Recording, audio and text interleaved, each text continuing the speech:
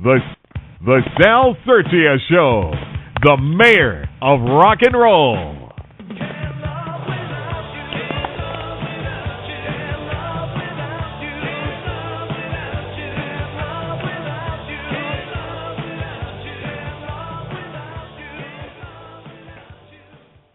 I seen you there with someone new. He was holding you tight all night. That would be the Elvis Presley version of my song called Can't Love Without You. Right? It would be like, I seen you there with someone new. He was holding you tight all night. I tried so hard to see it through. What else could I do? Joanne, baby, how you doing? I'm doing good, Sal. How are you? I'm over here. We're waiting for Debbie Rochon. She should be calling any second, hopefully, unless she got called to do a movie last minute. But I'm sure she got busy. Maybe she's in the ladies' room, or maybe she's even in the men's room. You never know, because sometimes you can't wait. You got to take either one, you know. Not going to comment. No comment. No comments. Oh, yes, okay. Yeah. Well, anyway, we're going to have a great show tonight. Hopefully we'll hear from her in a few minutes. We have Debbie Rochon, actress from tons and tons, like over 200 movies. Debbie Rochon grew up in Colombia, Canada. Yeah, she's in Canada as we speak, actually. And I know there's no time difference. Huh? And she's here. Oh, Debbie's here. Yep. All right. So we were just introducing Debbie Rochon, grew up in British Columbia, Canada. Her first featured extra role in Paramount was Ladies and Gentlemen, The Fabulous Sterns. 1982, she was an extra in there, and that event changed her whole life. She saved up enough money to come to New York City, studied acting, and the rest is history. Debbie, you there? I'm here. What an introduction. Baby, how you doing? I'm doing great. How are you guys? Oh, we're hanging loose like a long-haired goose. Joanne, that's Debbie Rochon. She's a big movie star, man. Hi, Debbie. How are you? I'm good. How are you? I'm doing great. We're so glad you're here. Wow. Oh, well, this is a lot of fun. Well, how about that? The mayor himself. This is incredible. Yeah, I haven't heard you, me and you, I haven't heard your voice live talking to me, and it's been a long time. I mean, we used to chat all the time, but you're making 1 million movies a week, and you have no time to talk to anyone anymore. Yeah. I mean, how are you going to talk to anyone if you're reading 100 scripts? Well, there's always time for Sal. I'll tell you, there's always time for Sal. How are you doing? Because I'm doing all kind of fun stuff. What's that?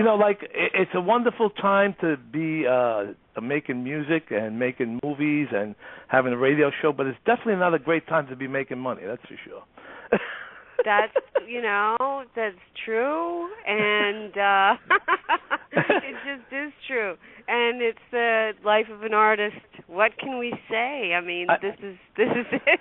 This is what I always tell people. I try to explain to them. There's only a handful of people that have fame and fortune. Mm-hmm. There's basically two different things. A lot of people have the fame and no fortune, and the people that have the fortune have no fame. But the people I've met that have the fortune always say, I would give up everything, Sal, just to be as popular and liked as you. Mm-hmm. It's and true. I would be, I'd rather have you $10 million instead. Yeah, you think you would. You think you would. I mean, it sounds like the answer to everything, doesn't it? But honestly, I do think it's attitude. It is. And you think? What you got to do what makes you happy, Yeah, because you know what? When we're gone, when we do that 6 feet under thing, it's like, did you have fun? Exactly. And if you could say yes, then I think you have succeeded. That's right. That's 100% right. A slightly morbid note to start the show, but that's okay. But you know what? It's a great message, I think, for those people who think that they're going to live forever and, this is a drag. But at the end of the day, really, it's a short stay, man. And if you could do some great stuff and fun stuff while you're here, and, then it's all worth it. Because, me and you, let's say this I've done things in 1 year that most people don't do in their whole lifetime. And I'm not bragging about it. It's just the truth. There's a lot of people that, never been to Manhattan in their life. They born and raised in Brooklyn or Queens and still never been in Manhattan, That's right. Yeah, that's right. It's true. Very true. Mhm. So let's talk about Debbie. Let's talk about, I mean, it would take about 20 shows, maybe 50 shows to cover everything you've done because so we're going to have to like jump from one movie from 1 to 50, from 50 to 70 to 8, how could imagine starting Let's start 1920 and then we'll work our way down. Well, I mean, I guess, the main movie I want to be talking about just a little bit is Billy's Cult, because it's coming out March 4th on DVD, which is so exciting, and that's the next one coming out. So, and it's a really quality movie directed by Michael Lucas about it's actually pretty wild. It's great though, and it's about this serial killer that was born from a liaison between a heart of gold prostitute and a priest. Yes, it's true. And this union created a serial killer. I'm one of the two detectives that is trying to track this serial killer down, who kind of has a penchant for killing pregnant women, which, is very disturbing. So, it's not the only people he kills, but, this is one of the things. But it's an extremely well-done movie. And, Billy's Cult, man, March 4th, DVD. That's the big next one, yeah. I'm going to have to get a copy of that. I mean, I lost track. I mean, I was trying to collect everything you've ever done, but it's impossible because there's too much. There's like, over 200 movies you've done? Yeah, I mean, I don't know if they're all out. I mean, I've done like 250 movies, let's say, right? But who knows what's out? What can you still get? What can you get? Today but not tomorrow. It's pretty crazy, though, isn't it? I mean, the whole distribution thing, it's changing so quickly now. And, this is like an amazing forum because I know you guys' show is probably going to be archived, am I right? The show? Yeah. Well, what happens with the show is we do it live. It's live right now. Hopefully there's about 15,000 people. I got a feeling there'll be more than that. Joanne will let us know. Joanne, are you there? Will we know tonight after the show or in the morning how many people actually tuned in? Oh, you'll know in the morning, and yes, the show morning. Is archived, I'm sure it's going to be and not at least... only that, it's in the iTunes store. So there you go. Yeah, we're in the iTunes store, plus that's great. A couple of websites. It's on. Yeah, no, I mean, we've been getting every Sunday. We've been getting Larry Mitchell had almost 12,000 people tuned in. What happens is after we do the show live, it ends up on the internet forever. So it'll be whoever wasn't tuned in tonight. Well, that's good hear it any time. The people who got sucked into watching that Walking Dead thing tonight that we're competing with right now. No, is that? I'm saying. Well, you know what? I would think. Wait, the Walking Dead is tonight? Yeah. A premiere, like a mid-season premiere. But. And you say but. Not to worry, because the people, I'm just kidding, folks, the people who did choose to see that are going to listen to us later tonight or right, tomorrow. But you know what? Also, and I'm still guaranteed you're going to have like thousands and thousands of people listening, because I've had people that are friends of mine who that have done some music here and there, but not as big a name as you, and they still get like 5,000-6,000 listeners coming in. It's just the show is been growing in fans. The fans have been growing on the show, so I'm getting like a fan base of people tuning in all the time. Basically, remember when you, of course you remember, how could you forget? You interviewed me when you with D. Snider, and you had Fangoria Radio on Sirius Radio. Yeah. Right? I mean, how many people, that had a big fan base. Yeah. People still miss it. We miss it. It was a great, fun show, boy. I'll tell you what. It was fun. Oh, and I loved it. Fun. I loved it that time. That was great. Yeah, and you guys know, I mean, to put together a show properly, and the funny thing is, it's just like everything else right now where everything's changed so radically, and everything is sort of like, everybody can do basically whatever they want. It's just how they do it is up to them, right? So, That's right. we can all have shows now, which is a great thing. It's a beautiful thing, but it's how you do the show that matters most of all. And, that there is preparation put into shows, like the way you guys were, doing the I mean, it's total pro. You guys are total pros. But sometimes, people just think by, picking up the phone that things are going to be interesting enough. And people don't realize it's just like a movie or a band or any kind, anything that's really worthwhile.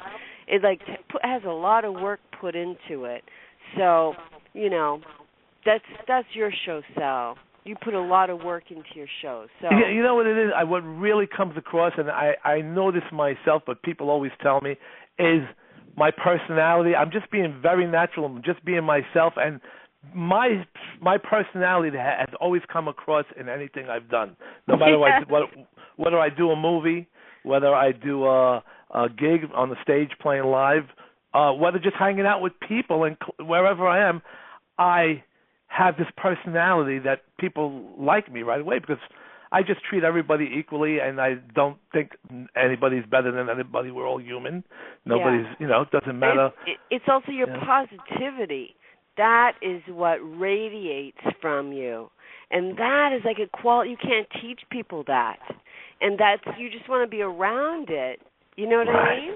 You've told me that you told me that a long time ago. You said that I make people feel positive, and I'm always saying the right thing. I'm always saying positive things, and yes. Yes. I mean, it's like you are the guy that's actually living what so many of these courses or books or philosophies teach, but you're the guy that's actually naturally living it. So it's like kind of amazing to watch. Debbie, this is great. I'm these books, but there you are. There's Sal just doing it and just like doing it exactly. I mean, you were living the secret, so to speak, before that book was ever written. Oh man, thank you so much. And you know what? True. I was always into that because, I mean, The Secret, when that came out, a friend of mine sent me that, and I DVD, and I looked at it. I said, is she in this movie? Why is she sending? What is this? I had never heard of it before. She sent me a gift in the mail, my friend that I did a movie with, and Christina is her name. And she sent me this because when I was with her, I was talking about all positive stuff, and I guess she thought, let me send this to Sal. So I put it on. I'm watching. I said, what is this thing? And I'm looking to see if she's in the beginning. I thought it was a regular movie. I had no idea. Yeah. What I was watching until I started showing all these different motivational things. I said, this is a motivational thing. I said, okay. And I ended up loving it, Because a lot of it, I believe in it. And like you said, I've been doing it naturally all my life. And that's what was even more interesting, Yes, exactly. That is so true. I mean, you when you were talking to me when we first met, we were talking about movies. You had all the music stuff. It was already, well established in that area. You wanted to do the movie. Boom! Next thing you know, you're starring in Knock Knock. Starring in Knock Knock, getting great reviews. I mean, whatever you have set your mind to, you have done. And it's a combination of that attitude, that you could do anything, and just positivity and work. And I swear to God, that is the recipe to anything, anybody listening, no matter what you want to do in this lifetime. Number one, do it. Number two, this is how you do it. Sal is sort of like the perfect example of how to do this. Debbie, you are fantastic. I'm gonna have to listen to the show over and over again because I don't know if my head could get any bigger than it is already. And I have you to guys say, are great. This is fantastic. And the Sirius Radio, for those people, I'm sure all the Debbie Rochon fans know this, but you have millions of fans all over the world. I mean, there's been a lot of excitement. I've been posting the picture of you on the Fangoria cover of magazine, and people have been giving a lot of likes. And Debbie Rochon's the queen of horror, and this and that. And I've seen you in a ton of. I've seen so many movies that, and that's the great thing about you too. You treat every role, and I guess I do the same thing, but you treat every role like it's a big $200 million movie, whether it's a low-budget movie, whether it's a little higher-budget movie, no matter what it is, whether it's done with a video camera, whether it's done with 16-millimeter film, 35 millimeter, you always give it all you got. Well, and you know this, I'm preaching to the choir, but, it's if you don't, you're really in the wrong business because, I like to think that we can all be comfortable and that we could all do well financially. But if that's not the case, then we're doing this for creative fulfillment and to express ourselves, right? Right. And to at least of all have really cool work that we're proud of. And not everything is going to turn out that way because we can't control everything. We can only control what we bring to it. But once in a while, that lightning bolt will hit and everything will line up and every department has, done their thing properly and boom, boom, boom, magic happens and you have a great movie. And if you can do that, even once every... I'm not being sarcastic at all, but once every 30 movies or hopefully 20, once every 20 movies, just being an actor, you have very little control. You give it your all every time because you never know. And it's if you're not sort of satisfying yourself and your work, and to sound, I'll say this to sound pompous to some people, but, Respect for Acting, it's a great book, folks, but really, you got to have it. And, what's the point of going through everything that we go through, almost getting your hand cut off, and we all have, horror stories about, when times weren't perfect on a set or, we've gone through something. So why do it if you're just going to, half-ass it or just use it for, ridiculous, promotion for yourself without any, without any depth or quality, we could all post till we're blue in the face and try to get attention, but I think, the quality of, the time put in, the details, put the work in, and I think that has to be the satisfaction right there, because if you never get it, I've always said, I could rant for your whole show here, but when I first started acting classes, right, it kind of blew my mind to hear actors say, I'm going to give it 5 years and then I'm going to walk away. And I thought to myself, well, what happens in 5 years? Why 5 years? I don't know. To me, it was sort of well, what if when I'm 80, I hit something really cool, right. But I only gave it 5 years. So it's if you're a lifer, then you have to find the joy in the whole process. Even though there's going to be some sucky times, but wouldn't you agree with that? Oh, absolutely. Well, first of all, in acting, there is no age limit. So therefore, you could be, like you said, 80 years old, 90 years old, and get a big part in a huge movie playing an old person. Where music is different. Music, once you pass 20, you're in 25, people are he's getting too old. Oh, she's getting too old for the music business. Movies is a whole different. That's why I was always in music first. I got into acting in the year 2000 when I hit 40 because I said, well, I'm not going to be able to get a record contract. Nobody's going to give me the time of day at 40 years old. So what do I do now? I said, oh, boy, all right. Well, I seen it in the paper, in the Village Voice, looking for bit parts, extra work. And I said, let me try this. I had no idea what I was getting into. I never acted in my life. And I went to Cheney Talent at the time. And he made me read, and he said, I'm going to put you on Oz. I never even heard of the show, didn't know what it was about. Amazing. I ended up on Oz for one day, laughing and goofing around. I told the story in a million interviews. And I was on the set having fun with everybody. I ended up seeing a couple of actors that are friends of mine on the show. And next day I got called. They wanted me to be a featured extra for the rest of the season, which ended up being all of Season 4, Season 5, and Season 6. I was one of the Italian inmates. It's so cool. Yeah, that's how that happened. I had no speaking parts, but I was featured, and I worked 5 days a week practically, because we had to be, in the the scenes with all inmates, so they used us constantly, and that's how that happened. So I forgot the point I was trying to make. I was going from one to. Well, we were talking about age. Acting What's that? at 80. Oh, that's what I meant to say. Right. But, so therefore, yeah. that's why I got into acting, because Right. I was 40 years old. Forget about them. Not that, I mean, people say to me, well, the Rolling Stones but those guys made it when they were 18. Right. Yeah. If you made it when you were 18 in the music business and you consistently coming out with great songs, you'll stay there. Right. But you're not going to get signed at 40 years old, that's for sure. But in movies, Danny Aiello told me he started acting at 40 years old himself. Right. Danny Aiello. Yeah. I was at the Joe Spinell when Joe Spinell passed away. Danny Aiello was there. We were all they had like a get together from at a club in the city. Mm-hmm. They showed films and we all got together. And Danny Aiello told me, he says, "Yeah, I got into acting late." He goes, "And Joe helped me get my part in The Godfather." If you really? You know what? Yeah. Let me tell you something, Sal. Like, I am so obsessed with the fact that you knew Joe Spinell.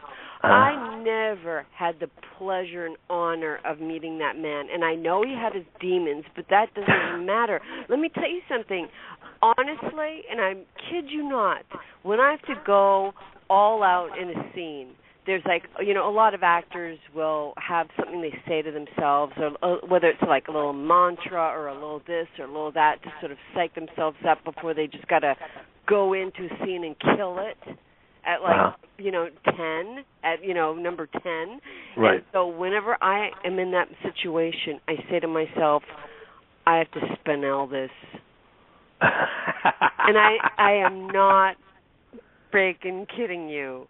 That's how inspiring I find him. Like his work. I love his work, and I'm just, I could grill you about Joe Spinell forever. I just find the guy. What a incredible story.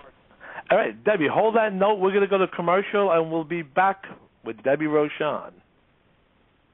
Does this sound like you? You want an online interior design business that puts money in the bank and even makes you money 24/7. You have the design skills, but you're unsure about the online business part. Or maybe you already have an e-decorating business, but the web traffic trickles in and the sales are slow. It seems like you'll never harness the power of the internet, and your dream of a successful online business feels out of reach. If you have plenty of unanswered questions and you're searching for reliable answers, look no further. Introducing the E-Decorating Missing Manual.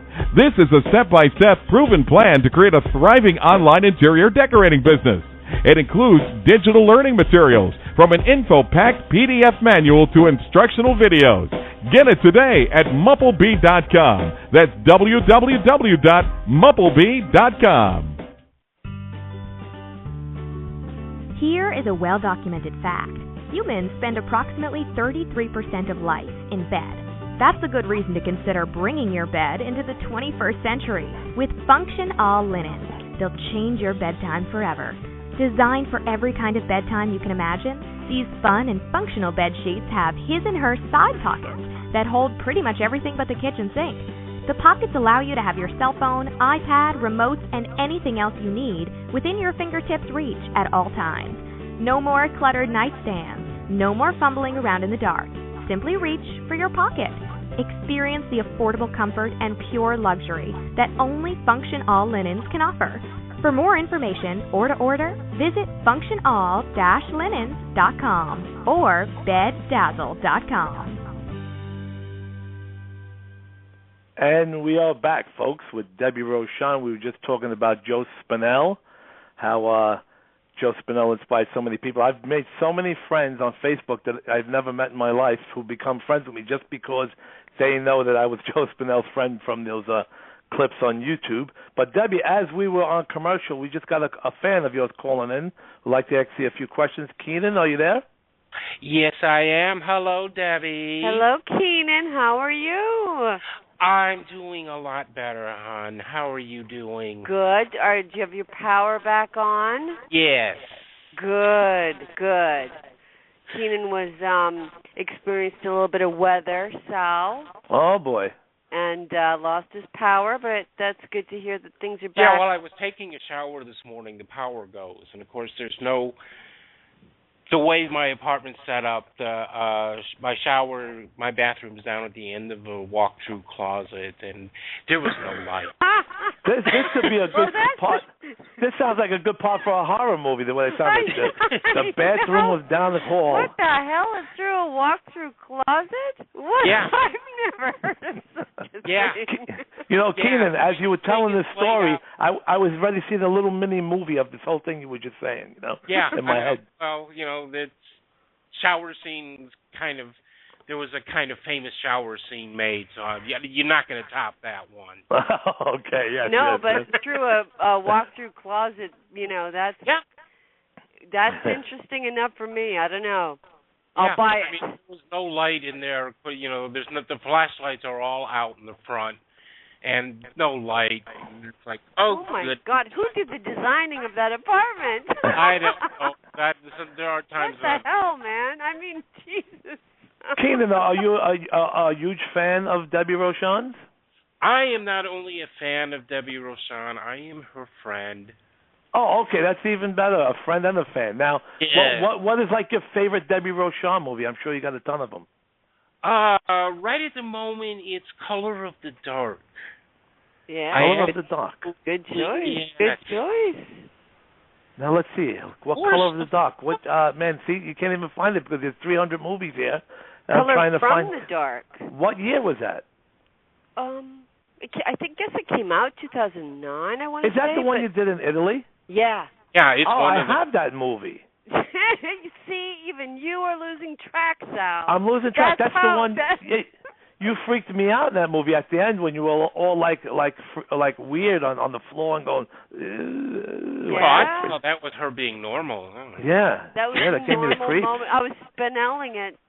Yeah, you were spinelling it. Yeah. And what does that mean? It means when you throw yourself in and just let it go, baby. Yeah. That was a really good movie. Freaking let it go. What's that? That was a really good movie. I watched. I really dug that one. Oh my God, it's really good. And the same director had me back, and the great Tiffany Shepard, the great Brian Fortune, and all the actors are fantastic in this movie. Wrath of the Crows, which will be out this year. I don't know when, but Wrath of the Crows. Oh my God! I've seen pictures of that. It looks really good. Oh my God! Yeah, just it's crazy. It's great. Now, for those people out there, I mean, I bet a lot of them know, and a lot of them don't know that me and Debbie Rochon did 4 movies together. Mm-hmm. Right? Which 4? Yes.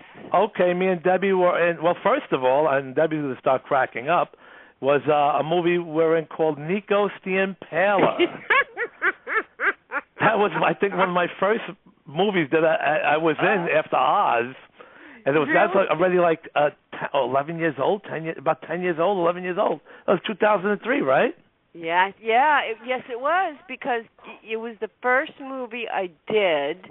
I showed up after I had my hand accident. I came in with Lloyd Kaufman from New York City to Long Island to shoot it, as you know. Didn't you do the same thing? Well, yeah, I was. I live in Queens, and I would go to Long Island to shoot my scenes. Yeah, to Long Island from Queens, and so it was like the first little movie bit that I did after I had my hand accident, where my fingers were cut off. Yeah, so it was still in a cast. So I spray painted the cast black to go with my dress so you wouldn't notice it as much. And me and Lloyd were there. We shot overnight in this video store, and we left at the crack of dawn, like 6 a.m., on the train back to Manhattan, which is always weird. It's like, staying out and clubbing all night or something crazy. But, that's what we do making movies now, same thing. But yeah, that's my memory of it, just like the pain I was in. Yeah, and that was Andreas Schnatz. What's his name? Andreas Schnatz. He's like in Germany. He's like a god of gore. I mean, all the people. Yeah, the god of gore. Yeah. That movie played in movie theaters in Germany, and I couldn't believe it. They said I was like we were stars over there. Oh, I know. And yeah, he gets some really great people to be in his movies. He's well, there's that famous singer. Oh, I'm blanking on his name. But he's like over there, he's like, forget it. He shows up somewhere and, it's like crowds of people wanting his autograph. And yeah. Oh, yeah. Yeah. And then we did, Keenan, me and Debbie were also in Glenn Baisley's movie. Yeah. Mm-hmm. Fairview Falls. Fairview Falls. which is a really. But you got Michael. Debbie was doing scenes with Michael Gingold in that movie, from Fangoria magazine. Right? That's right. And it came out, which is great because sometimes it takes a long time for movies to come out, and this is what happened with Fairview Falls. Yeah, it took a long time, but the great thing about Glenn Baisley is, and I know he's listening right now, he's probably saying, "Yeah, Sal, you're the best. Keep talking about it. Keep talking about it." The great thing about Glenn, the great thing about Glenn Baisley is that everything he's done, he really puts his heart into it, and he gets it out, whether he makes money on it or not. Right. He got released. I mean, his movies, The Tenement, Fear of the Dark, Sins of the Father, everything he's done gets. What was the first few companies? Brain Damage Films. Sure. Those got released on there, and I've worked with Glenn's movies many times, and he uses a lot of my songs and a lot of his movies, and I wrote music for a lot of his movies. So that's great. Yeah, and Fairview Falls do you have it, Debbie? Do you have a copy of it? I do. Yes, I do. And you know what? Just like as a testament to Glenn, it is not easy to get independent movies out. So that's just a testament to not just his talent, but his fortitude, his stamina. It's not easy. It's really not easy. So. It's not, and the reason why I compliment them on that, because I've known guys who make movies that spend $100,000 to make a movie, and they do it with 35 millimeter film and get all these big actors in there with big Hollywood name actors, people like whoever, I won't mention no names, and they don't get the movies out or released. Glenn makes movies for barely no money. Hardly any money, and he makes sure everybody gets fed and tries the best to get people the rides home and all that stuff. And always him and his wife too. His wife Diane. Like everybody gets a ride home. Oh, yeah. His wife Diane will get on the phone and say, "Did you make it home okay?" Or Debbie, you're right. Sal, did you make it? I'm fine. Yeah. So that's a good thing, nice. And he gets them screened and he gets them out. Where. Stores like, I remember Suncoast Video had his movies in. You could buy his movies in Suncoast. FYE had them. I saw a bunch of them there. So that's a great thing, Oh, it's a really good thing. It's an incredible thing, and it's not, like I said, it's not easy to do, and he's done it repeatedly. So there you go. I mean, there's Glenn, Fairview Falls. Everybody should check it out. I mean, it's a fairly recent release. I mean, it may have been in the works for a long time, but folks, it finally came out, so it's time to see it. Yeah, and folks, by the way, if you do see it, I'm not as fat as I am anymore, like in that movie. I think I was like 270 pounds in that movie. I'm like 240 now. So that was right after, I was on the set of a few movies that had too much food on it and not enough work going on, so I was just eating all day. Wait, okay. Well, you looked great, but you feel better now, right? Oh, yeah. But in Fairview Falls, did you notice how chunky? I'm still adorable. I mean, but I was a little chunky. Of course you are. Yeah, baby. You're Sal. And then also, you've been doing this thing with Alan Rowe Kelly, that maniac Alan Rowe Kelly, who never calls me and puts me in any of his films, called Gallery Fear. What's that? I hope he's listening, Alan, baby, who never puts me in any of your stuff. Oh. He's going to call me now after this. I would have put you in my movie, Sal, but you ask too much money. I do. I only want the $20 for the day. No, I'm only kidding. But anyway, you've been doing that called very Gallery. Reasonable. Yeah, Gallery. No, he pays. Oh, yeah, I'm kidding. That was Gallery just a joke. of Fear? Yeah, it's been like Mike Lane is also in it. Yes. Terry West, right? Mm-hmm. It's like, isn't it like a web series? No, it's like an anthology. An anthology. That's what I meant to say. See? Yeah. So it's like these great stories with the wraparound, and they're all like really a lot of fun, really well done. Yeah, it's a great movie. I don't know the status of it. I know that he released it on YouTube. Yes, I've seen it. And then I'm not sure what the plans are exactly for any sort of DVD release. But right. Yeah. That's written and directed by Alan Rochon. Yeah, right? that's right. That's right. I think every segment, I'm pretty sure. Mm-hmm. I like Alan. I just bust his chops. See, if you're listening, Alan, baby, you know I'm just kidding with you. But maybe I will get a call soon. I could have done a nice, have a scene where Debbie Rochon just kicks my ass or something like that. That would have been cool, right? Yeah. Who's that movie? You did that movie. I have one of it. Is it the one with you and what's the other girl's name? The blonde, and also Jesus, it's right on the tip of my tongue. You my say friend, the blonde. Oh, well, that's. And Tina Kraus. Oh. You, Tina Kraus, and the blonde chick. I forget the blonde's name. Oh, Witch House 3? Is that yes? When you're beating up that dude on the beach. Oh, yeah. Right. Okay. Now we're going back a ways, huh? Yeah, I just thought of that movie. 2000 even. Something like that, yeah. All right, now also we were on movie number 2 that me and you did. Me and you did Nico Timpone together. We did Fairview Falls. Now we also did Cross the Line. Oh, yeah. Remember Cross the Line? Yeah, that's not out? Yeah, actually you could buy that on Amazon.com, You mean the DVD? The DVD, yeah. Tina Kraus and me. Then why and you. don't I have a DVD copy of it? That's right. We got to call Albert Ali, that swine who makes the movie, and he should have sent you a copy. Because that made the movie. He's a Spachim. I know he's listening too right now. We get you Debbie Rochon. The movie. Oh my God. And we get you Debbie Rochon, and you didn't even send her a copy of the DVD. What kind of drugs are these people taking? I want to know. I don't know, but it's easier for me to talk about the movie if I have the copy. That's right. That's the one where we were at that hotel. There's some famous guy's radio show like I am tonight saying, I don't know if it's available. Then I know, right? Yes.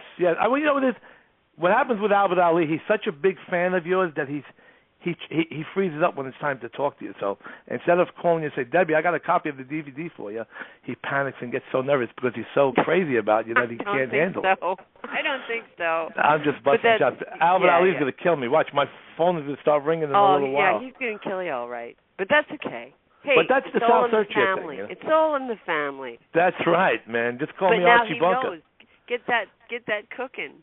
Yeah, and then we did Wonton Baby. Yes, that's right. That's right. That one I have to get a copy of. Yes, you do, Keenan. And Sal plays Gunnar Hansen's medical assistant. Yeah. Would you say nurse or? That scene. Well, I was his assistant. I was he was the surgeon, and I was right next to him, helping him deliver the Wonton Baby. And I said, I think you're the surgeon, Doc. I think you better pull it out. And then we look at each other. And you're the surgeon, Doctor. That's such a funny line. The funny thing about that movie is that scene stands out so much. I mean, even on the trailer, that's the scene, right? That part with me and Gunnar Hansen with those where we look at each other. Everybody gets a kick out of that. It's yes, I know. It's even really... I laugh when I see that part. I just start laughing because we look at each other with that evil eye. Boom, Wonton Baby. But Debbie Rochon and Lou Martini Jr. Lou Martini Jr. Are the stars of that, and Susie Lorraine. Susie Lorraine, yeah. Who is another good friend of ours who we love, and she's been doing tons of great things as well. Yeah, she has. She's done a lot of really, really great stuff. Really great stuff. So many things now. I mean, she's just turning that corner. Has already turned the corner where you start saying, "Oh yeah," and this movie, that movie. Oh, there's too many to mention. Oh, and you know what? And all the people I have met, Debbie, you are to them, and I'm sure they don't mind me saying this. To them, you are what they wanted to be. I mean, so many actresses that I know, they all used to say to me, I want to be like Debbie Rochon. This is the truth. I'm not just making this up. Well, I remember when I first met Susie Lorraine, and she was just, doing the Tenement and stuff like that, and she said, I want to get to I want to do a movie with Debbie Rochon. I want to get to her status. Also, Michelle Shields. Michelle Shields, she's an actress, young girl. She's friends with you in many pictures. Yes. Yeah, I know who you're talking about. Mm-hmm. Yes, Michelle Shields. You're like her idol as well. So you're to so many young actresses and actresses. I should have taken Debbie around that time and introduced her. What's that, Keenan? at I count Debbie as one of my really good friends, but we've only met face to face once. Oh boy! At the Dead Winter convention, and Michelle Shields was there because I was talking to her too. Right. Yeah, she's probably listening. She's my buddy. I call her my little sister. And she's been really busy. She's so busy that I asked her to do the show, and she couldn't do it because she couldn't do it on a week that I asked her to do it. I said, "You want to be in the show?" She said, "Oh, I don't know if I can do it yet. I got so much going on." So I said, "Wow, whoa, you're becoming a movie star. You have no time for your big brother, huh?" I'm kidding. I know. I'm telling you, these kids are getting so big. You can't get the time of day anymore. What is it coming to, Sal? We bring them up, we try our best, and this is what happens. I know. Well, I can't believe this show is flying by. It's already 9:40. The show is from 9 to 10, and we want to talk more about a lot of your movies, a lot of your stuff that's coming out. We got to plug them and promote them. So if you want to plug, go right ahead. Any other callers besides Keenan? Joanne? Any other callers calling? No. Guess not. Okay. Everybody's Joanne, just listening and enjoying the show. How's it going over in Joanne's world? How's Joanne? Joanne's doing great. I'm sitting here monitoring everything.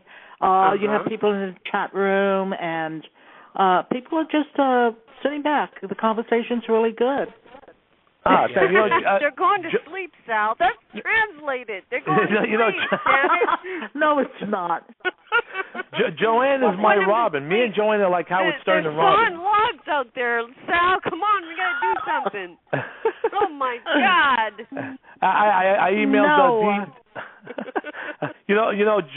Debbie, Joanne and me are like Howard Stern and Robin. Yeah, I know. That's, of course. You guys have a call. You have a caller. Oh, we got a call. I don't know who it is. It's Howard Stern. Patch him in. Probably Okay. D. Snider. Probably Howard Stern. I told him to call. So. Hi, you're on the air. Hey, any one of you guys ever been in a good movie? Oh, it's Paul the Limey from Florida. Come on. You collect all our movies. Paulie was a guest last week on the show. Paul, you and Debbie will get along. Debbie, you got to hear Paulie's thing that's on YouTube. It's called The Devil's Diary. Paul, say hello to Debbie. How are you, Debbie? It's nice to talk. I'm doing good. I love that question. It's a good question that deserves to be answered. Actually, I'm a fan of your work, so just to let you know. You. It's only like possible. I said, we try to squeeze the odd good one out. We do our best. That's right. We do our good best. For you. You know? But I hear you. That's all we can do. Paul, you got to check out some. I mean, it's hard to keep up with Debbie's movies. She's in like I said, if you go to IMDb, it's insane. It's like how can you even? Yeah, definitely. And I tried to see as many as I could, and after I saw Bloodbath, the Bikini Bloodbath movies, and those guys are great, man. Oh my I God. Like them. Then the one movie Nowhere Man is insane. That was your acting in Insane was insane. Let's put it that way. I don't think there's. let me say something. If you see that movie Nowhere Man, there's no actress in Hollywood that could top what Debbie Rochon did in that movie. Because I gotta check that I out. couldn't believe it. I forgot it was Debbie Rochon. I forgot it was my friend. I just got so involved in this movie. My heart was broken. It was disgusting. It made me sick. That's how amazing she acted in this movie. It made me want to cry. I mean, wow. You gotta check it out. Well, it's funny because it's a movie. It's one of the movies I am most proud of all my movies, and that's the truth. Mm-hmm. Because I had a very good director who pushed me. I was working with Michael Roderick, who was just insanely good, so intense. And the material was rough. I mean, it was hard to do, this kind of material. But the funny thing is, it doesn't fall into horror, right? And it doesn't fall into like an easy category, so that I don't know if it ever found its audience. That movie should have won. Yeah. You should have won an Oscar for that movie because, first of all, no, that was not horror at all. That was a drama. Yeah. That was heavy-duty stuff, man. And it's like, it just kills you. You and him, and you're both so in love in the beginning, and then the guy, the story is Debbie Rochon had made some porno movies, and then she got out of the business. The right? character. Well, not the now, real wait a Debbie. minute. The character I need she to played. look up them porno flicks. No. Okay, let me get that straight. I'm sorry, Deb. The character she played in the movie was supposed to be a porn star. She made like one or two movies, and then she fell in love with this guy and got out of the business. But the guy didn't know she did these movies. Right. Right, and then the person she did the movies with dropped the videotape off at the guy she was married to doorstep, and he put on the video, and there he is watching his wife in the porno movie, and it was, oh my God, you know. Then the movie from there on is just so it really is heartbreaking, that movie. And then I don't want to say what Debbie did to him in the movie. No, because that's fine. That doesn't ruin it. Basically, after a lot of abuse that I get from him, both emotionally, physically, verbally, everything, I cut off his dick. No, but that's not the end. That's why it doesn't give it away. Because the movie then becomes it's inspired by noir films, right? Like the famous noir film where the guy takes poison and he has... Sounds more like a snuff film to me. No, well, the thing is he obviously doesn't die, but he has 24 hours to get his penis back so it could be sewn back on. And that's it, otherwise it's too late. Yeah, every time even just talking about it, like my legs are closing right now. It's like watching I Spit on Your Grave, right? Yeah, exactly, But in this one, in Spit on Your Grave, you never actually see the penis. In this one, you do. I mean, it's in a little bag. Debbie throws it on the floor and gets stepped on. I'm like, oh, my God. I'm not certain I want to see this movie or not. Paulie, it's a great movie, but you have to watch it just to see how amazing Debbie is. Definitely. I'm going to have to check this one out. It's pretty intense. I mean, it's not light fare. It's not light fare by any stretch of the imagination. But I think it's a lot of talented people worked on that movie. So and you had Lloyd Kaufman who played the serious part. That's right. That is the most serious part ever I've seen Lloyd Kaufman do. And to date, if you ask him, he says that could very well be his best acting performance for real. Yeah, he played the doctor, and I had never seen him and do that kind of acting before. He's always a nut job and goofing around and crazy, but he played the serious part. Yep. And Lloyd Kaufman's been acting for. I've seen him in movies like from years and years and years ago. Like when did he start acting? You should know, right, Debbie? I mean, you guys are pretty tight. Well, I mean, it's funny because I want to say once he hit Terra Firma, all bets were off in a good way because I think both not only did he love it and he wanted to give back to all the filmmakers who had worked for him for free when he was making his movies, but he also wanted to just keep his name out there and just give back and just because he loved making movies. So I think after Terra Firma, and then that was 98 when we shot that, after that it was a huge explosion of new filmmakers because now the technology allowed such a thing to happen, right? So then after that it just became more and more and more, and then all bets were off, man, and he was going to everybody's set, just by the 2000s he was just, going anywhere, everywhere. He would just do it. He just loved it. And his show, that you were on tons of them, in London, Paul's from Liverpool. His family's all from Liverpool, England. In England, this show played on TV, and it was a big hit, correct? I mean, they showed all nasty stuff and cursing and crazy things going on, and it was okay on regular TV in London, right, Deb? Yeah. Trauma's Edge TV was on Channel 4 in London. Right. And, there's no censoring over there of, like, nudity or, I don't know the extent of violence because Trauma sort of has comic booky type of violence, but nudity is not a problem. So, I mean, there was nothing, and language, so there was nothing that had to be edited from the Trauma's Edge TV series. It was on for 2 seasons, and then I don't know what happened to Channel 4, but new programming or whatever, but 2 good seasons. Yeah.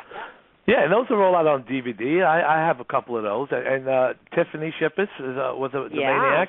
She's are laying on top of the car, like, shaking like her butt up and tamale. down. That silly girl that she is. She's one hot tamale, isn't she? She's forgot about it. She's a sweetheart. She's a sweetheart. Oh, you don't get hotter than that, No, I mean, it believe me, it really, really doesn't. And she's in Wrath of the Crows too, by the way. But she's a sweetheart too. I know her husband as well. Yes. He's a great guy. Oh my God. God. Just what an amazing couple of people. I got to get this copy of this movie of you and her together. Is that out yet, or is it coming out? No, Wrath of the Crows. That's this year, but I don't know when. I don't know when. Yeah. I don't have a month yet.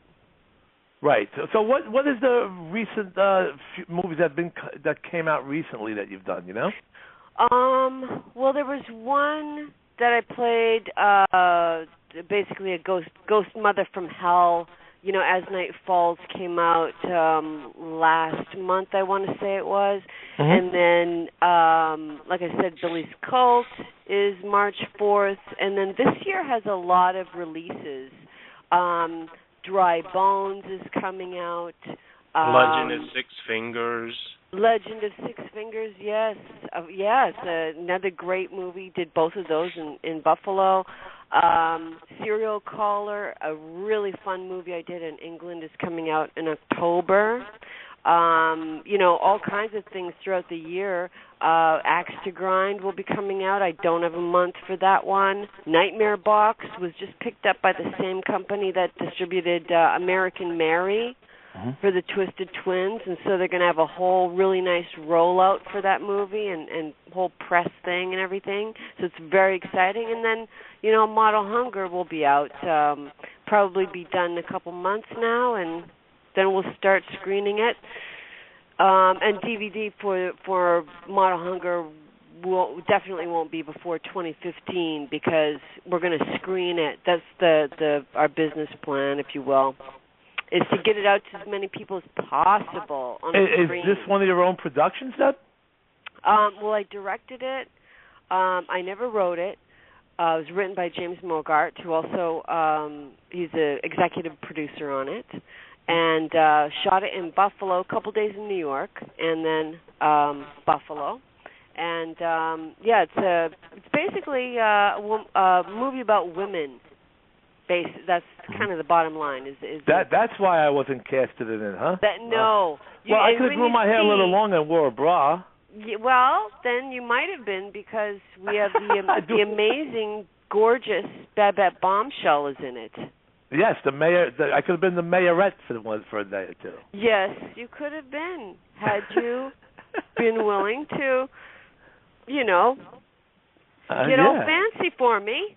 But I didn't think you would, but I have it's amazing. I mean, Lynn Lowry, Tiffany's in it. It's just, it's really well written. It's incredible story, and every single actor just really knocks it out of the park. You know what it's like, Sal, when people work so hard. It's just the freaking passion of doing it, and they're just giving gold, and it's just, you just can't wait for people to see them. That's how I feel about it. It's like, yes, the whole movie is every element of the movie is incredibly important, but I just can't wait for the people to see these amazing actors and see what they did and what they gave, and they're going to be blown away. Yeah. And Paul also wrote Paul, you should send your script to Debbie Rochon. Paul wrote a great script and he sent me a copy of it, and I'm one of the stars in it. And you should email a copy to Debbie Rochon. Maybe she knows some people who might want to. Maybe Debbie might want to do it. Pass email over to me when you're done, and I'll get out to her. Hello, I'm here. Who's there?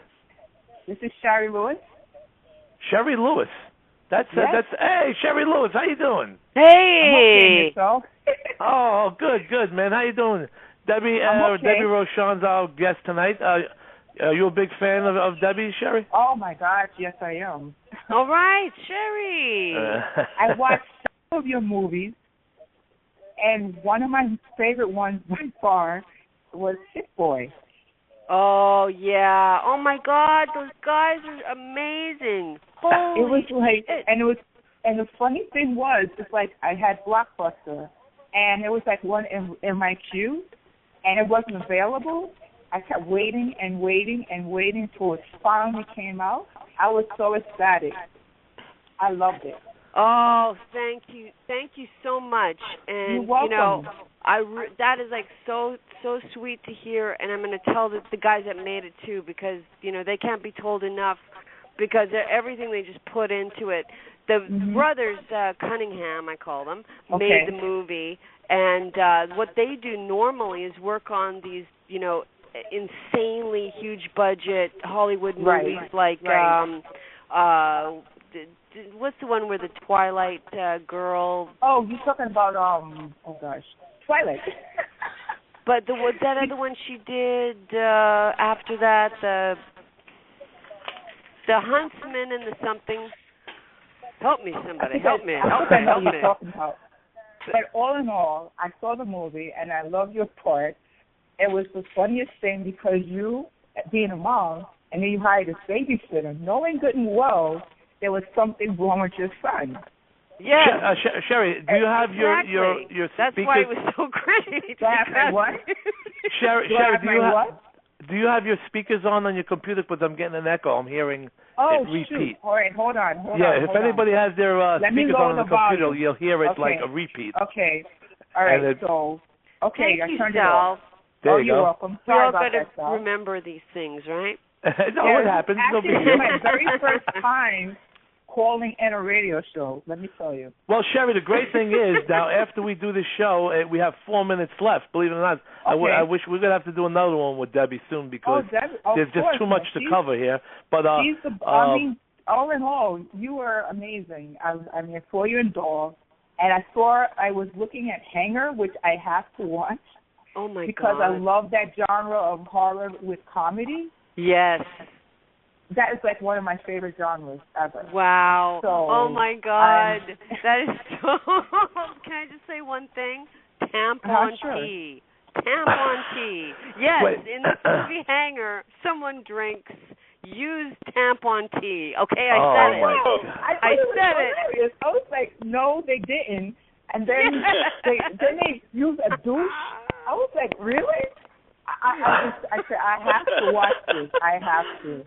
Well, I called in on the wrong night. About this movie that blow my mind, but I don't know if we have time. Poor baby, you had to get killed off, but hey, you know. I know. But I wasn't around to see the guy who had the colostomy bag hole and he was raped in that hole. It was horrible. No, I heard about that. I read about that. And the son got raped with a Santa suit. I was like, oh, is this real? I had to look back and say, did I read this right? You know? Yeah. Wasn't that the movie that all the extra parts? Debbie, you're on the porch complaining about getting bit up by a bunch of gnats. No. What movie did I see? There was a movie you were getting bit up. What movie that is? It must have been something else. You were getting bit up by gnats. There was a video. But you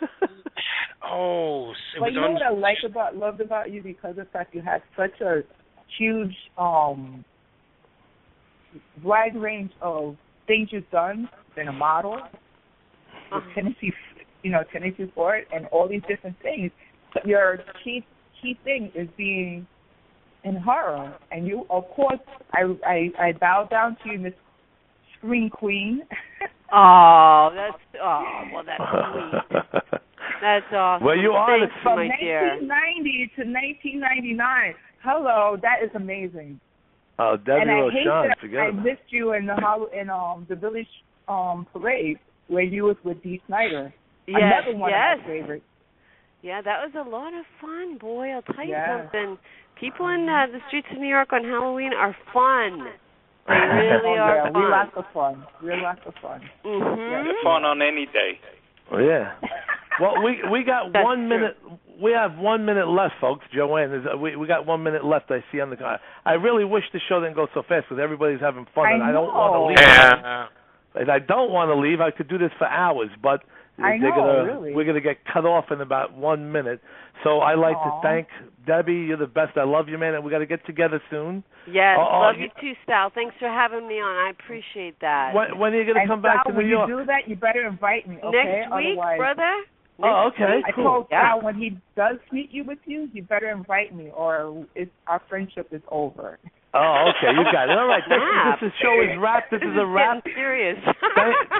All right. Okay, we're wrapping it up. Love you, Debbie. Thank you, Sherry, and Paul, and Tina, everybody for calling. Love you. And we'll talk to you soon. Cheers, folks. All right. Good night. Okay. Good night. Bye. Thank you for listening. This has been a Mathis Media Hub production.